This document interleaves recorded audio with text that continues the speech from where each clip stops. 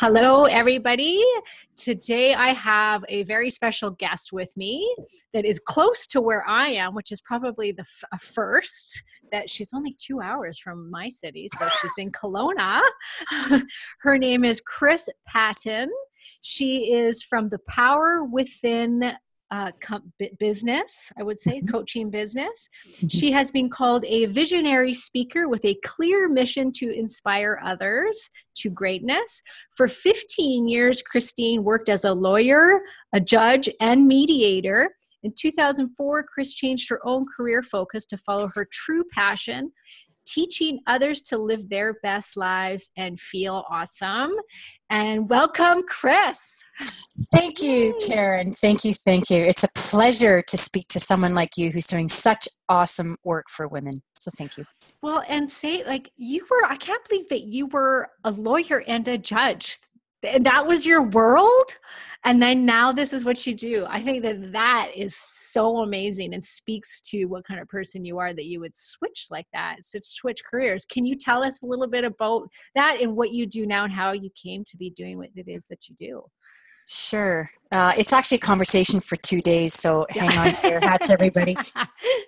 I'm just kidding. Don't be impressed. It was a career choice and I pursued it. And in fact, I made a decision when I was 12 years old. I wanted to be a lawyer. And so I did. And you know, it might've been one of those things that was kind of my, what do they call that? Kind of a guiding star that brought me through a lot as a young adult, etc. However, I quickly found out, Karen, that wasn't me. But I'll tell you, I was one of those people. Well, I'll talk about me. I'm not going to talk about anybody else. I was in my left brain, an analytic, rational, bottom line analysis thinker who was a rather angry person. And I'm not saying all lawyers are that way, but I thought that law would suit me. And I was a litigator. So I was an insurance defense counsel. Wow. I was involved in motor vehicle accident stuff and I defended the insurance company, which I preferred to do. But it wasn't long, Karen, before I realized that it really wasn't me. And so I spent 8 years being very dissatisfied in my work, but still I did a good job. But then I got married and I had 2 young kids and I tried to be superwoman for a while and thought I was literally going to die. So I was very fortunate that my ex-husband was also a lawyer. So we were financially safe that I could make that decision. So I retired from law and I was at home with my kids. I'll tell you, that was a year and a bit. Woo! Nobody told me what that was all about. Yeah, that's harder than being a lawyer. Well, I never trained for that, right? Yeah. I mean, nobody trains, I shouldn't say nobody, not many of us train to be a parent. And yet imagine, that's the most important work in the world. But anyway, our society's so messed up. It is. But anyway, after a year and a bit, I decided that I needed something else. So I went back to work part-time in the courts, and I was very fortunate to be appointed a deputy judge in small claims court. And that's what I did for 7 years, part-time. And you know what? I think any parent, man or woman, should work part-time while they're raising kids because it's a really good mix. Yeah. But at the same time, I didn't enjoy it anymore. And so after 15 years of law, I retired.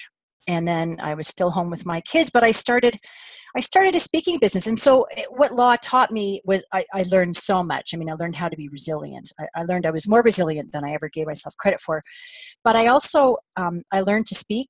I was a litigator. I was a courtroom lawyer. I learned to speak. And as a judge, I learned to write. So those are I wouldn't say those are my passions, but those are my avenue of expression for my passions. And so when I retired, I said, I'm going to start a speaking business. And so I did. And I wasn't busy by any means, but I was honing my practice. And one thing led to another. My son is an athlete, and I started coaching his teams. And someone said to me one day, which is usually what happens, I follow my gut, right? Someone said, you're really good at this. You should do this. And so I did. That's how that happened. And then, one thing blossoms along the path, and then another thing blossoms. And that's just, I truly follow my heart and my gut. And I recommend everybody do that too. And that's really what happened. And that's really what you do, is you really help women specifically follow their gut, don't you? and do what they're meant to do. I hope to. I Yeah. try to, yes. Yeah, because I come by that honestly, right? The laboratory of my life and my body. I don't teach or talk about or help with anything I haven't experienced. And I know that I'm very familiar with my gut. And when something is off, feels off, it is. And when something feels good, it is. And you are a heart math coach. Thanks for asking. And so what's a heart math coach? Okay, there's a company in the States called the Heart Math Institute, and I believe with every fiber of my being that they are changing the world. Wow. So their research is involved with solely the heart and the power of the heart. How we follow our heart in our lives, and it's heart-based living is what I'm trying to say. And their information and tools and practices and techniques all build resilience. Resilience is one of those words now that is catching attention, because the funny thing is, Karen, that you're in the nutrition and part of it. People recognized long ago that nutrition was the key to better health, but they still were stressed. And people turned to working out. That was the next thing, right? Yeah. And so people were eating better and working out, but they were still stressed. Yeah. And then the 90s thing, early 2000s, is people discovered mindfulness. And all of this is excellent, don't get me wrong. So now we're practicing good nutrition, we're working out our bodies, and we're being clear in our mind, but we're still stressed. Yeah. And so what the heck are we supposed to do? And heart math, I believe, has the answer. And I've in the laboratory of my body, I've proven it to myself. The techniques help to modulate and regulate your heart rhythms. Wow. And so I'll talk more about that. It's how you actually physiologically align your system, your heart, your brain, and your body. And it's truly, truly amazing what happens. Wow. Is there some sort of example that you could give me? Sure. Just to help me understand what it means? Okay. So did you want to talk about the stress response? And then I'll talk about, okay. Yep. So in the stuff that I coach and teach, I talk a fair bit about our power, but also the subconscious. And so our inner belief systems, if you will, in our subconscious minds are formed very early in utero. We absorb our mother's vibrations, how she thinks, how she feels. We hear things from the outside. And as we grow up, think about it. We're innocent babies. We're helpless. And so how we survive is we adapt to our tribe. And so we take on their ways of thinking and feeling and behaviors and, questions like what's right and wrong, what's good and bad. How do we know what those answers are, right? We're told that. So we grow up with this completed set of belief systems. And I don't know if do you know when your subconscious mind is fully formed? Like 5 to 7 years old. Okay. Yeah. No, so I think I've heard that. Yeah. Yeah. Very, very young, right? So not your ideas. They're not your ideas. They're somebody else's. So what happens in life, we have a program to react to. So let's say for a moment, let's say something happens that makes us unhappy. What happens in every case, every time your emotions change, Karen, your heart rhythms change. Oh, wow. So your heart is changing its rhythm all day long to reflect what it is that you've just decided your emotion is. So, for example, when something happens, you're unhappy, your heart goes into an incoherent, chaotic mode. And then through something called your afferent nerve signals that run from your heart to your brain, and there's more going up than down. So your brain or your heart informs your brain, now we're mad. And so your brain goes offline. So those parts of your brain that normally synchronize, everything is in alignment in your brain, it's gone. And now your brain is upset. And then through your nervous system into your body. Now all of the cells of your body understand we're not happy.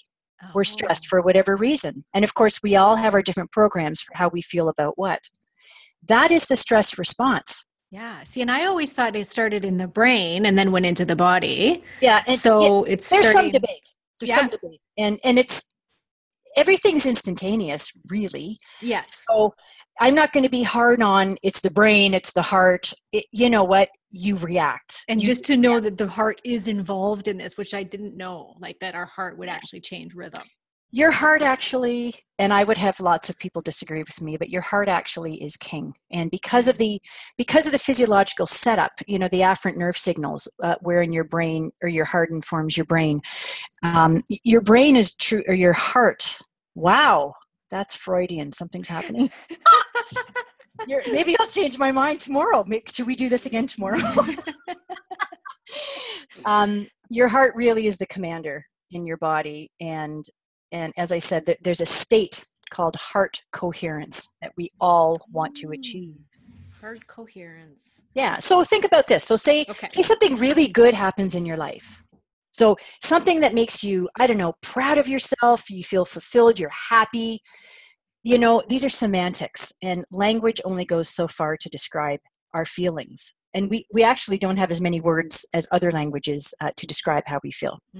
So whatever makes you feel good, okay? So appreciate you're in that state where you feel absolutely awesome. Well, what happens is your heart becomes more coherent, informs your brain, and now your brain is in alignment, and into your body, now it's all, we're cool and we're happy, and everything's moving tickety-boo.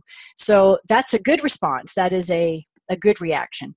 But that's accidental. And why should we wait for those accidental times to happen? You can't control other people and circumstances, right? So really, the stress response, the important thing to understand here is the stress response, stress is not out there behind the bush waiting to get us. The stress response is not somebody else or something. It's our reaction to it in our particular program. Make sense? Yes, it does. So there is a way to manipulate this. Right? Good word. Exactly. Yeah. So we have a choice. We have a choice, which most of us think we don't. Exactly. So here's where the power comes in, which we'll talk about in a minute. But so it's choosing, it's having the space and the energy to choose, I'm going to react differently to this time. It's that, and number two, as you actually practice the techniques, the heart math techniques, which I can talk to you about too, you actually become more naturally resilient. It's your set default point becomes a higher, finer vibration, and oftentimes you won't even notice those things that happen. Wow. And you just naturally don't react because you're in such a it's like you have I've often told people, I feel like sometimes I have good days and bad days, don't get me wrong. Yeah. Follow me around for a day, shake your head. But I feel like often that I have this Teflon, and I don't even see some of the stuff that people complain about. You know what I mean? Or if I see it, it's not that I don't care, but I don't care. Right. It doesn't affect me. And that's the whole thing, is you walk around with your little bliss pot all around you, and it's truly remarkable. It's truly remarkable what you can do in that state. I love this. I love this so much. Good. Me too. Because I'll tell you what, I preach about stress all the time to people. It's killing us. It's killing us. It is. And I tell my clients and I tell my members, I'm like, you guys, your stress is the biggest impact on your weight, on your health, on your choices around food. Like everybody always wants to look at diet. Like, what's the next best diet? Well, if I follow a ketogenic diet, then I'm going to lose weight. But then they still end up going back to these old habits, right? And it's because of the stress. And a lot of it, anyways, not always, but stress has so much impact on people today, on women, I find, especially because we're trying to manage all of these things right now between being mothers, having jobs, maintaining a household. It's crazy. And it's like an epidemic that's happening right now. It's messing with our hormones, our digestive systems, our weight, everything. Big time. And it's the hardest thing for women to grasp, to change. Absolutely. For everybody, really. Everybody. And here's the thing, because stress releases cortisol. Yeah. And cortisol is that hormone that puts fat around our middle. Yeah. And I'm telling you, I'm there myself. I understand. Yeah, me too. I even have a leg up, and I look at my body sometimes, and it just, it's a huge distortion is what it is. It's a distortion from our natural well-being. Yeah. And it really isn't necessary. And of course, when you pay attention to the media and all the outside influences, it's fear, fear, fear, fear, fear, which is designed to feed this stress response in us and create this anxiety that we create around or that we carry around. And this is what they feed on. This is what promotes us to buy things, right? Yeah. We want to buy, I don't know, the beautiful clothing because we're going to look better, or we're going to buy the beer because we're going to feel better after, you know what I mean? Yes. Everything's designed to fix all these problems, but they never do. Mm-hmm. But they feed on that insecurity that is built by distress, that's built by paying attention to the fear messages, among other things, right? Yeah, and they play on the fact that we are all stressed out and that we need these quick fix pleasures of material things that will give us that quick release of the good feelings, right? That's true. And it's just a vicious circle. And even if that happens once in a short period of time, it doesn't happen often. And in fact, that quick fix will not work. Never. It will not work. And, you know, my coaching clients, the first thing I say to them is, look. Look. Look, you. Yeah. No, I don't do that. Just sometimes. I say, you know, you can be inspired and take a course or be with somebody and it all feels good while you're there. But until you go home and do the work. Nothing changes, right? Until you create a habit. So I stay with my clients long enough in my sessions that we're over a month. You know, there's information about 14 days to 2 months, and whatever it is, it's a long period of time that you really have to commit and not fall down that slippery slope and just stay strong. And that's truly the key. But again, how you feel in your body and in your psyche dictates the level of discipline. So sometimes it's a really vicious circle, but you have to start somewhere, right? You have to do the work. You have to follow the nutrition plan. You have to. Anyway, we hang up now. Did we just stop? That's it. Okay, guys, that's it. We're done. No one's going to do what we asked. It's hard work, so, you know. Yeah, sure. But we can have fun laughing at that. See? We can. And so how does, you know, making change, which is why what we're doing right now in this challenge is we're really trying to make permanent change in our lives and try to identify these things that need changing and then change them. So why is it so hard to make changes? Like, what's going on in the brain? Mm-hmm. And how do we even begin to change that? Okay. Yeah. Well, understand. Big question, but oh, absolutely. And I'll try to keep it short, but, everything in our life, all of our habits, the way we think, are all patterns. Life is about patterns, right? And so there is a pattern in every cell in our body. And every thought that we have, every feeling we have, every behavior pattern is an addiction. Okay? So we need to learn to drop into that river of change and get past where our body's screaming, what are you doing? You're upsetting the apple cart. Don't go there, whatever. But it's not just our brain, which I'll get to in a minute. It's our whole body and every cell in our body that gets used to it. That's what habits are. Mm-hmm. So we have to recognize that that's why it's difficult, is because our physiology rails against us. Yeah. Now, there's the issue of neuroplasticity. So neuroplasticity, neuro means brain cells, and plasticity refers to being malleable or changeable. And I mean, the thinking not that long ago was that the hardwiring of your brain is forever. And that's absolutely not true. Yeah. We are changing, we're pruning our synapses and so on all of the time. But think about this. So the patterns that I spoke about that we inherit and keep for a long time in our lives, there are well-grooved neural pathways in our brain. In fact, if you do an autopsy of a brain, you can see these. You don't see necessarily those pathways, but you see how the brain is grooved in certain ways. Really? And so that the neurons that fire together wire together. And so what happens is you've got these super highways for an electrical impulse to go through So that's what thought is. It's an electrical impulse that goes through the neuron, through the synapse, which is the space between the neurons. It floats on neurotransmitters. And so this is why neurotoxins, do not eat them, because they destroy those neurotransmitters. Those are the message carriers between your cells. So what happens is the electrical signal slides along those neurons in a pathway, and it becomes a well-worn highway, right, of habitual thinking. When we ruminate about things, we'll go round and round that wheel, think, why are we still thinking about that? It's because your brain is wired to do that. Yeah. So what we need to do is to understand, again, it's a choice. It truly is a choice. I'm not saying it's easy, and it does take work, but so worth it, right? Yes. When you don't pay attention to those behaviors, thoughts, and feelings that we've carried a long time that are destructive to us, that we now know are destructive to us, when we stop thinking that way, those neural pathways dissolve. This is a simple way of saying it. Yeah. Those neural pathways dissolve.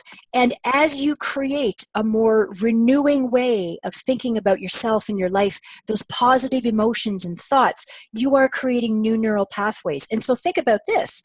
As you do the work, as you practice the practice, you create well-grooved, positive neural pathways, and now positive thinking is easier. Yes. Bingo. I always tell people it's like this. It's we get those, like you said, the well-grooved pathways. And I always say it's like a big highway that you're driving your car down. And when you're trying to build that new neural pathway, it's going to feel like you're trying to get a bus through a little tiny tunnel, and it's like, oh, and it's going to take effort, and it's going to feel like it's like a muscle. You got to keep working it. And as you keep changing that thought pattern, so let's give an example so that people can kind of understand this. So if you've always said that you fail at losing weight and you can't lose weight and you don't like your body and that neural pathway. So every time you look at yourself in the mirror, you're going down that big highway that you've gone down since you were, 15 years old, that says you're no good, you're overweight, you'll never lose weight.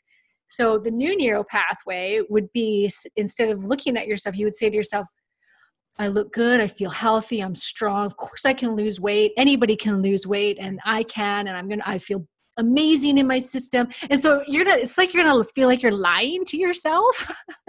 Fake it till you make it. Fake it till you make it. It's one of my fave. Yep. Absolutely. And that's what you have to do until that becomes your new belief. Then you're going to be driving down that highway instead of this one. That's the one that's closed off. So that's kind of a nice way to put it. I love it. I love the bus thing. The wheels on the bus go around and around. And we can't get through. Because it does feel like that. I remember when I first started practicing this, and it was like, it was almost painful, and it takes effort. Yes. And now I can do it pretty quick when I can catch myself going down that negative and be like, nope, let's just turn it around and go over here instead.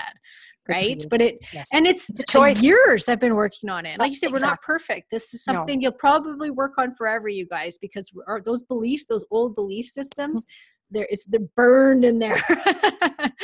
It's a lifetime of that, right? Well, it depends where you want to go, but also, you know what, we are already perfect. We are already perfect the way we are. And that's really, everything you've said is absolutely true.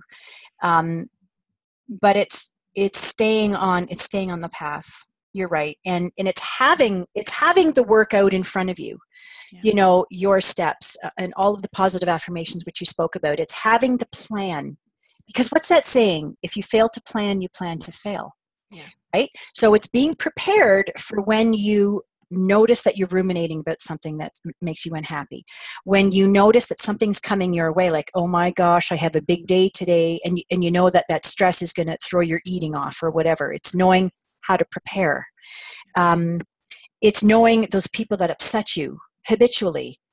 What do I do now? So it's absolutely being prepared how to meet all of these demands, and have your practice going at the same time.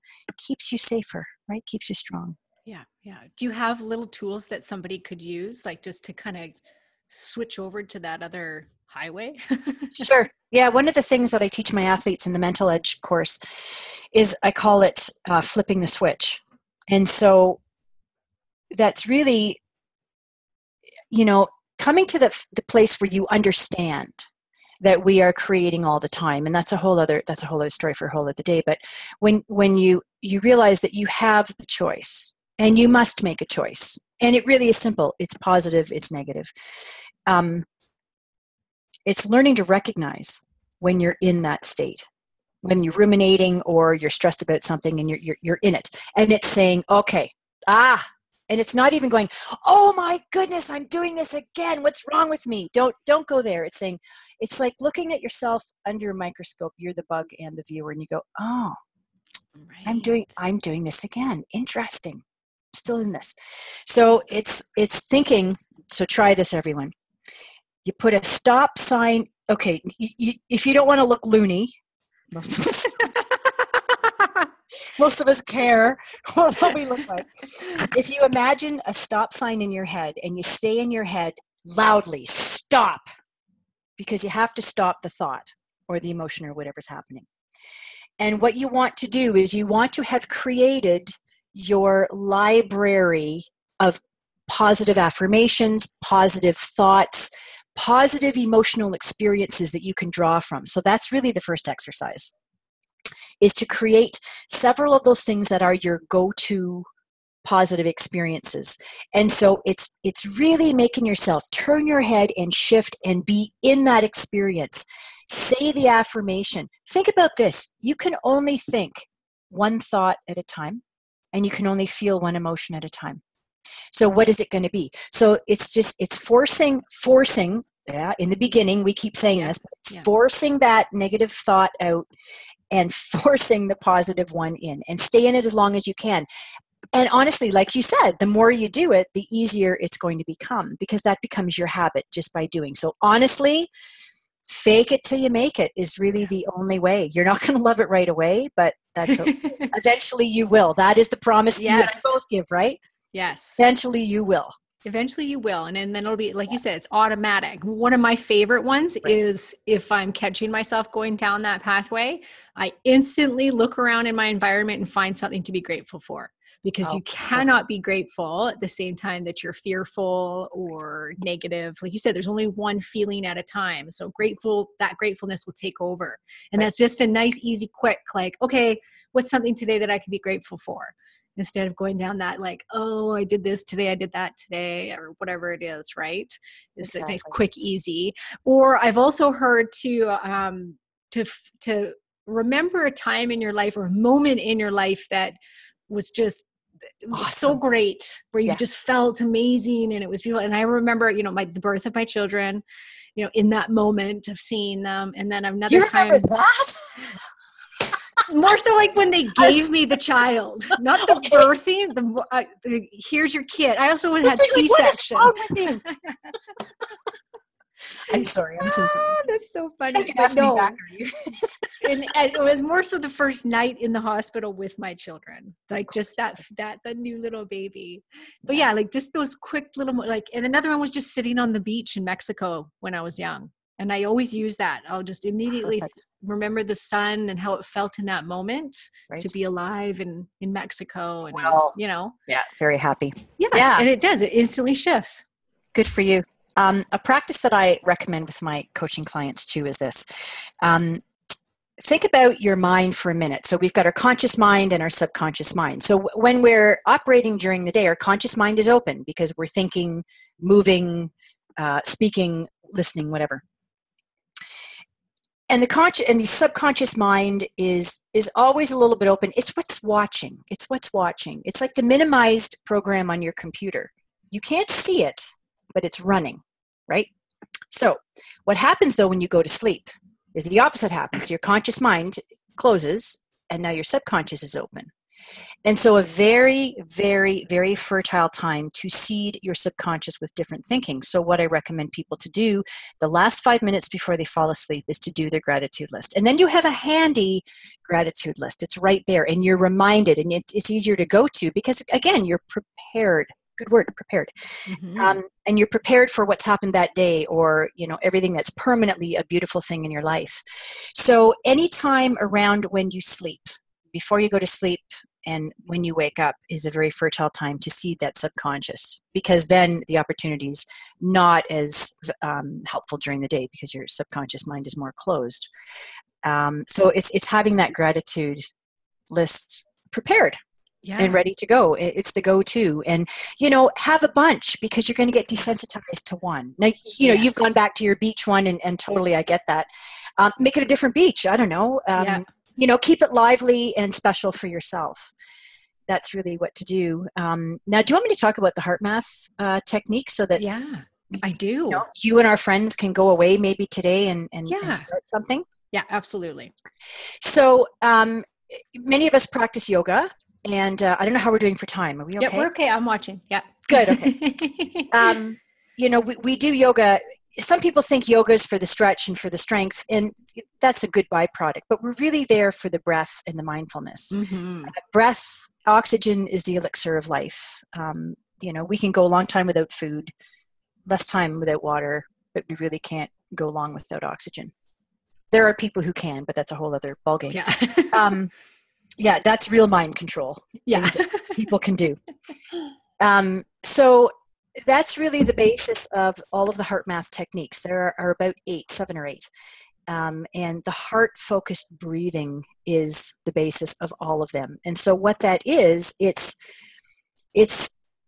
recommended by heart math. It's not necessarily the yoga breath, but if you're used to the yoga breath, into your hips, that's fine. And it's breath, it's about 5 beats in, 5 beats out. Whatever's comfortable for you, don't hyperventilate. That's bad for business.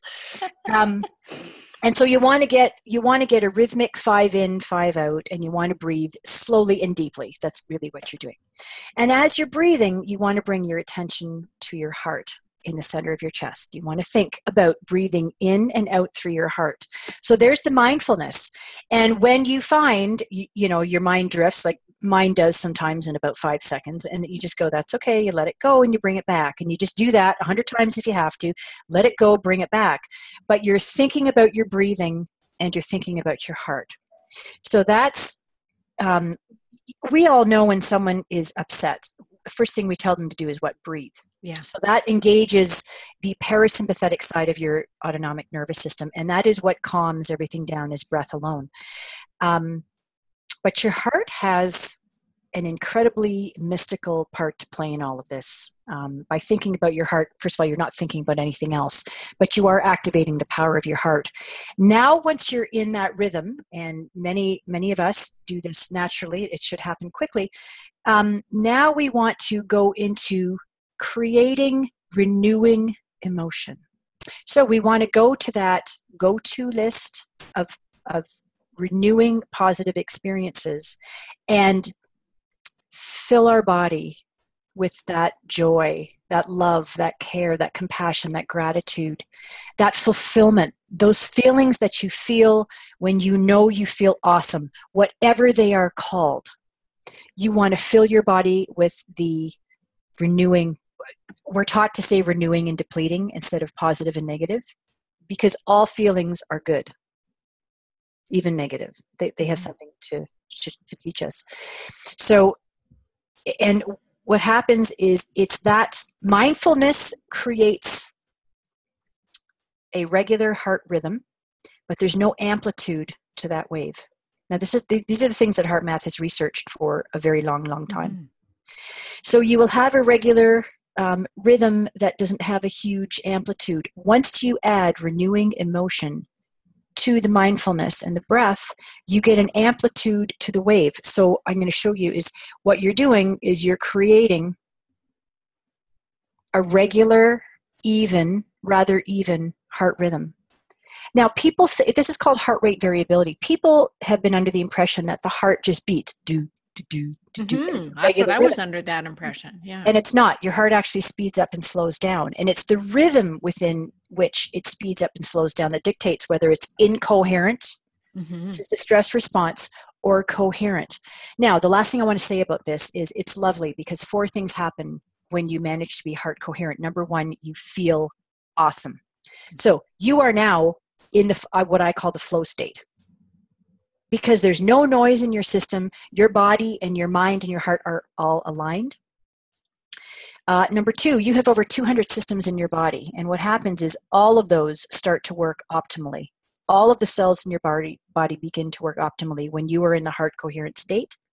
Third, with practice, you actually raise your natural default set point. So you will never go back down to where you were before, to that stressed, that's your default stress point, as long as you do the work. And 4, this is my own creation. I thought about this. Why are we here? We're on this planet. Well, there's all kinds of reasons, but I like to think we're here to love. Yeah, love and to learn, I think. Love and learn, and have an awesome experience. Yeah. We're meant to have fun, mm-hmm. and have abundance and just rock out life. And, as Abraham teaches, when we pinch ourselves off from that, that's when we start to have problems. But we're here to love. And what happens is your heart field is actually 3 feet from your body. And I believe with people who have stronger practice, the heart field is even larger. And it's a torus. And that's what you feel when people enter your field. You feel their heart field. So when somebody is coherent, what I'm trying to say is that is a very strong heart carrier wave, and other hearts will sync up or entrain with yours when you are heart coherent. And this is how you influence. You influence other people, you influence a room. So think about, people will feel good in your presence and they won't even know why. So you can make that cashier at the store feel good, your server in the restaurant, your bus driver, whoever. They feel good around you, and they don't know why, but it's because of this strong heart field that you've created. So the idea about heart math is we go from personal coherence to social coherence. What kind of atmosphere do you want to create in your family, in your business?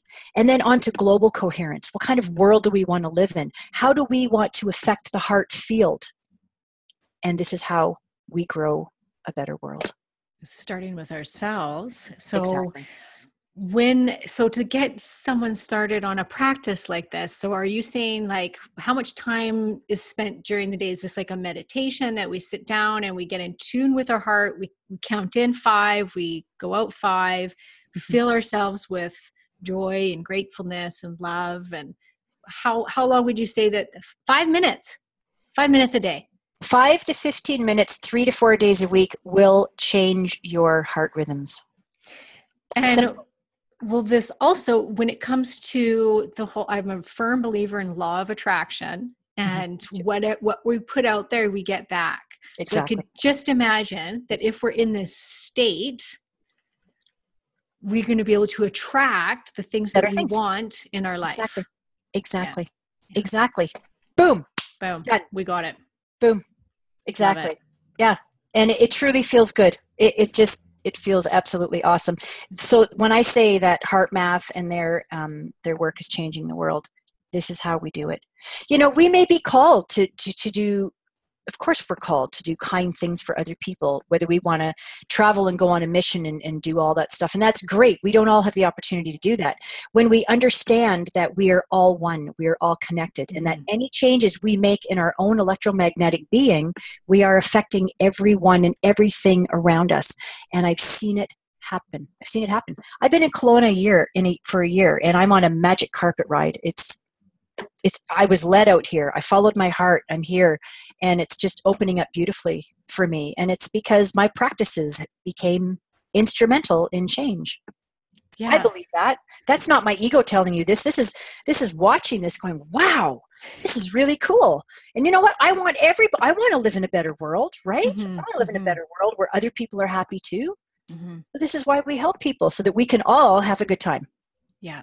And we're so many of us are so far away from that, follow your intuition, right? And this is what this is all about, is getting back into your body. Quit looking for the outside for the answer, right? Well, we'll never be able to control. We'll never be able to control what's out there, including the information. Your gut. Oh, do you know that, friends, let me tell you, you have brain cells in the ganglions of your heart and your gut. So you actually think with your heart and your gut. Amazing. Isn't that cool? Yes. That is so cool. Yeah. And to follow your gut is the answer. And it's so when you start to form, so I've heard too that life isn't about necessarily going outwards. It's about bringing it in. Yeah. It's going in, and it's learning this beautiful soul that I've brought into this world, living in this body. When you get to know who you really are, life is magical. There's no question. And your gut is going to take you there. Your brain will lie to you. Yeah. Your brain will rationalize, because that's its job. Yeah. Think about it. It's got to rationalize. It's got to put all these pieces together into rational thought and give you something that makes you move through your day a little more intelligently. We are on a quest to know how we fit into this world, and your brain's trying its best to do that. Yeah. But like I said, your brain will rationalize anything. So don't necessarily rely on your brain. Go into your heart and into your gut. And like I said at the very beginning, when something feels good, yeah, it is. I was when just going to say that. Feels bad, it is. Yeah. And learn what that feeling is. I now know that when I think of doing something or somebody and I get a, literally, that's the feeling. I don't do it. I don't go there. I don't do it. I stay away and I do something else. Yeah. For me, it's, I learned a long time ago, if I'm trying to decide on something, so I'm sitting there like, do I do this or do I do that? And I'll go over all the scenarios in my brain for freaking months sometimes. Yep. Or there's even been years, I think, on few decisions. And I finally realized, you know what? All the biggest decisions in my life, it was instantaneously, I knew what it was, that it was the right way to go when it was right. And so if I'm sitting there hashing something over for months on end, years on it, it's not right. I shouldn't be doing it, period, because it doesn't matter what it is. It could be grandiose. And I've done it with huge things before where it was like, I'm making a big, huge life decision. Mm-hmm. And I didn't know how it was going to happen, but I didn't put any thought into it. I just knew I was going to do it. And then I let the rest follow. And so I always revert back to that, which is listening to my gut, listening to my heart instead of this. Yeah. And just going with what I feel rather than what this is saying is right or wrong or decision making. Yeah. And I've heard that, our gut and our heart are connected directly with our higher self. So this is learning to create a relationship with our higher selves, is going in and understanding what is the quality of that message for me. It could be in your big toe. I don't care. Your left ear, whatever. The message, where you clue in and something happens for you. It's learning the quality of that relationship. And so it's testing it out. So you know what? It's when you come to the fork in the road and you go, okay, and play with this. Like Abraham says, just have fun with this. None of this is serious. You try on going left, see how that feels, and then you try on going right. Okay, well, which one's, is it the lighter one or is it the heavier one? So you go, okay, I'm going to see if the lighter one's it. So you take the right hand way and, okay, well, that wasn't it. It must have been you know what I mean? So it's that kind of thing, right? You have to experiment and see and just laugh. Just laugh.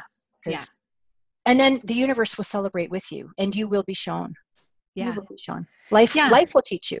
And I really believe it's these little tiny tools that you've given us today that are the best starting point. And if all of this sounds like, whoa, this is too much, it's too much woo woo or whatever, just start with these small exercises and just watch it start to unfold. That's what I always say, because suddenly you're going to start getting that, oh, is that my intuition? And I feel like this is what I should be doing. And the more you listen to it, the stronger that power is going to get. Exactly. Well said, Karen. Well said. Beautiful. And power within, right? Which is your business. Exactly. It's all in here.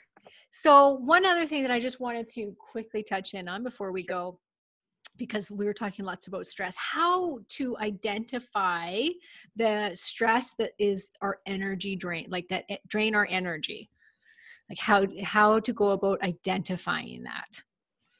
All of stress drains your energy. So all of stress. Agreed.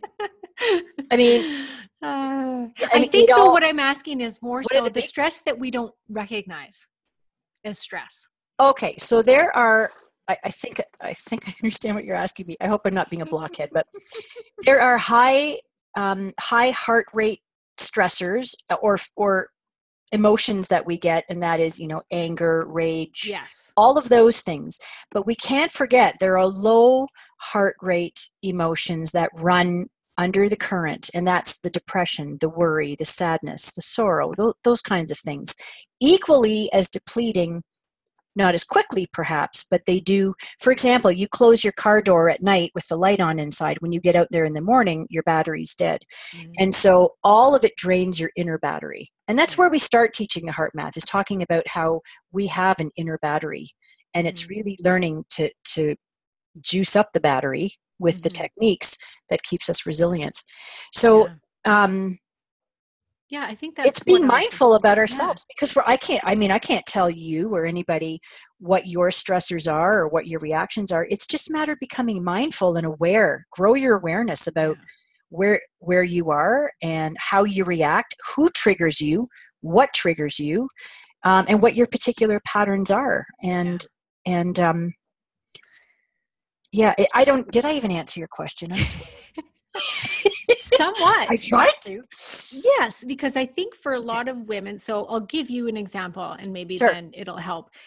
I have women that will come in and I'll say, well, what do you do for self-care or to de-stress? And they're like, well, I don't really have to. And I say, well, do you ever take time for yourself? Well, no, but I don't mind. I like staying busy. I like to just go, it's boring for me not to do something if I'm just sitting around or going for a massage or whatever it is, because it's become their norm to be in that stressful state. And I remember I was one of them. I would never have considered myself a stressed out person. And then I had all these hormonal problems and had my hormones tested, and my cortisol was a disaster, which was like this sign for those of you who don't know. It was like on paper then saying, you are very stressed out. And I was like, whoa. And I had to take a different look at my life. And here I was, a single mom, running my own business, trying to take care of my daughter, no father involved. Well, no shit. I was stressed. But I never saw it like that. So I think that's what I was asking, is more like, is there a way that you have that people can kind of identify or just begin to look at their life to identify those low grade stressors that they wouldn't have even thought of as stress? No. Yeah. I'm That's out. okay. When I look at my own life, I start noticing what isn't working. Yes. What isn't working. Yeah. And then I go, okay, I am creating this because I take 100% responsibility for everything in my life. Or at least I think I do. I try to. I do. I turn everything on. Me too. How am I creating this, and why am I creating this, and what is the problem? And in fact, it's funny. I've had a number of physical issues. I'm an athlete from way back. I haven't cared for my body. My body needs care and love, and I haven't obviously given it that. But I love to be active, and I play hockey. I did. I don't anymore. But my shoulder came out. I dislocate my shoulder. It's been an issue for 12 years, and it came out twice in November within a couple of days of one another, and really set me back on my heels, scared the crap out of me. I can't go through that again. And then my shoulder was okay with, care and so on. And then about a month later, I wrecked my knee. I think I've done something to my MCL. So I went to the gym last night. I said, I've had enough sitting around, because I don't sit around, and I'm deconditioned and all of that stuff. But I've been asking myself, why? Oh, and then before Christmas, I got the flu. Okay. And before I moved to BC, I hadn't been sick in like 10 years. So I'm asking myself, okay, what's going on here? Because you're a healthy person who lives a decent life and you practice what you preach, blah, blah, blah. I hadn't given enough care to my body. I'm going to have to do something like yoga, as opposed to, the skiing, I still want to ski, but the hockey and all these other hard things that I do, because I just can't do that anymore. And so I have to have a different attitude about my body. Yeah. And I need to slow down. That was the other thing, is until I got the flu, I kept going. But that set me right back in my ass. I was so sick. And I thought, okay. Got the message. Okay. Thank you. So I don't know if that's an indicator. I don't know if that's of help. I think that helps, because this too. Yeah, I think that helps, because I think that if something's reoccurring or health problems are reoccurring, I really strongly believe you have to look at what it's trying to tell you, because it'll probably get worse. I've also seen that. Like, it'll start with like a little twinge in your back, and the next thing you know, because you didn't listen to that and you kept going on your couch. Then next thing you know, it's your disc is blown, everything's out, and you're late, so it's like life forces you then into where it's trying to get you if you're not listening. right? Like, So listen, you guys, listen to your go. body and what it's trying to tell you. Exactly. It's listen and look, and patterns. Life is about patterns. Be aware of patterns. Yeah. Why did these things happen and life is about synchronicity too. And life is about lessons and all of those things. There's always messages out there for us. We just have to pay attention. I love it, Chris, because as we've been talking, the light in one of your windows has been shining on the side of your head. It's like you're glowing. It's like, oh. Well, it's not the sun. It's not. It's just your natural coming at us. That's better. Yeah. Well, you see those pictures of Jesus, you know. Yes. Sorry. Holy one. Yes. Okay, so we are out of time, and I just want to say thank you so much. And please, where can people find you? Because this is what you do. You work with people one-on-one. So if any one of the members, you guys are listening to this or watching this, and you're interested in getting into this more, learning more about the heart math, please contact Chris. Do you do Skype? Do you do online? Yeah. Okay, great. So anyone from anywhere can phone you for a coaching session. Absolutely. Oh, I think you would be so amazing to work with. I love you already. Amazing. Yes. That's nice. So where can people find you? Okay. So you can email me. And if you want to get together in person, I buy coffee. It's Chris, CHRIS at powerwithin, all one word, .ca. Chris at powerwithin.ca. And my phone number is 250-864-7299. I'd love to hear from anybody. You know what? Call me with something and we'll have a chat. And, you know, you might like what I say, you might not. Who knows? I'm not for everybody, right? There's a teacher for everybody. I'm a strong believer in that. Yeah. Yeah. And, but I love to help. That is my life's calling, and it's what juices me up, and it's what I want to do for the rest of my life. I would do this all day long. Yeah. I love it with every fiber of my being. Anyway, and I like to have fun, and I do create for every person who comes to me, because I ask their higher self what they need, and I design whatever it is, even day to day. So yeah, I do that too. So my website is powerwithin.ca. Go on there and have a look. There's some good stuff on there. There is good stuff on there. So I coach athletes, the mental edge in sports performance. That's actually what I've been doing the longest. Yeah. And that's a course that I designed and has been very effective. I wrote a book called Showing Up, Becoming the Me I Want to Be, Aligning Your Life and Work for True Success. And I wrote it with students in mind, but most adults have bought my book. And it's a good little read. 21 flight points, and you can find one thing that you're interested in and then investigate more. And there's the coaching and the speaking. I speak at conferences or lunches, dinners, and I've got some good references too. So I'd be happy to help your crew. I'm sending love and empowerment and clarity and strength and discipline to everybody in your group and whoever's listening today. May the force be with you, and it's your own force. So good on you for doing this. Well done. And I just want the watchers, I just want everyone to know too how this meeting actually came about, which was I saw her we were on a private business forum. Yes. And there's hundreds of people in there, and I saw her pop up. And it was instantaneous that I knew that she had to get on this. I needed to interview this woman. It was in my gut. It was totally 100%. Not one other person did I even take a second look at. It was just you. It was just in that moment. And I saw you and I was like, hey, I need to go check this woman out. And I just had a gut feeling and I followed it. And now you're here and it's been great. Now I see why. So thank you again for coming on the show. And I'll put all your contact stuff in the show notes. And I'm sure we're going to see you again on here. Can I just make a comment? I know we're out of time. This is the stuff that happens when you create a vibration within yourself. You and I, right? Yeah. We attracted each other. Oh, absolutely. It was totally synchronistic. I didn't follow you around until you finally said, okay, I'll talk to you. But these are the chance encounters that happen that blow up and are beautiful when you give the right invitation. And that invitation is your own leadership, your own power. And this is a great example. Thank you for saying that. I didn't know that. I'm so appreciative, and bless your heart. Yeah. So let's do more work together. Okay. And all the best with your challenge. I love it. Thank I you. support it. I think it's awesome. And you, my friend, you are lovely. So, one day are you. Challenge. Thank you. No, I would follow you. I would crawl in broken glass. So. Oh, thank you. Thank you, Karen. Okay. Thank you, Chris. We'll see you later.